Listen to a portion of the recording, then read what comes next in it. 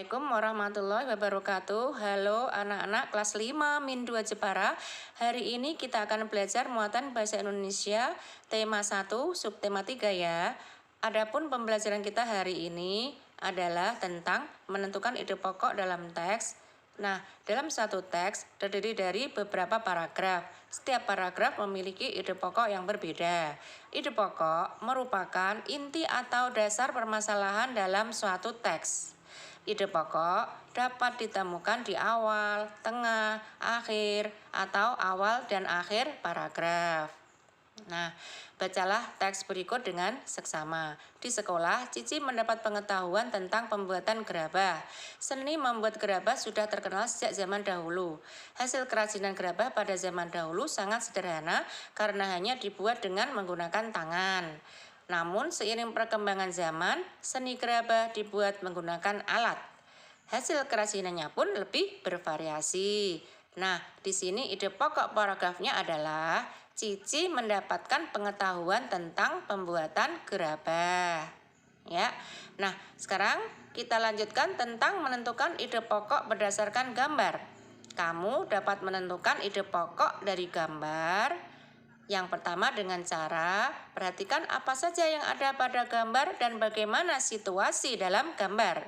Yang kedua, kamu dapat menentukan ide pokok dari gambar berdasarkan objek-objek yang ada pada gambar tersebut. Nah, di sini ada contoh gambar seseorang sedang menebang pohon. Nah, ide pokok pada gambar tersebut apa kira-kira? Oke, ide pokok adalah tentang pohon ditebang untuk diambil kayunya ya.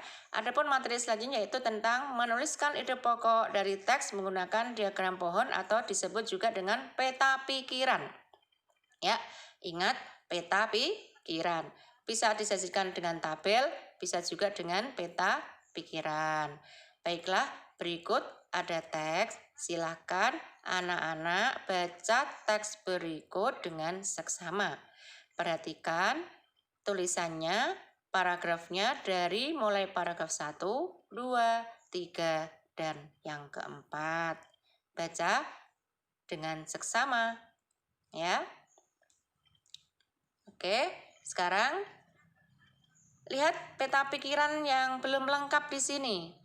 Di ide pokok paragraf 1 sudah ada yaitu asal permainan boy-boyan.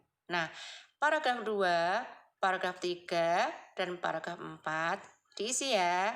Nanti ditulis dan dilaporkan di Google Classroom. Oke.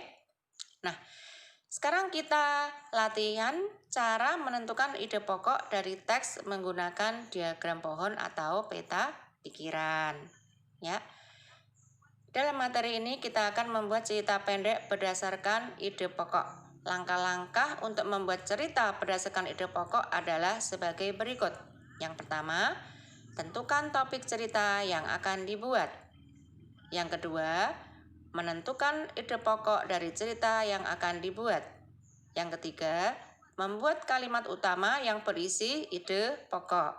Yang keempat, menuliskan informasi tambahan ke dalam beberapa kalimat untuk mendukung kalimat utama yang telah dibuat.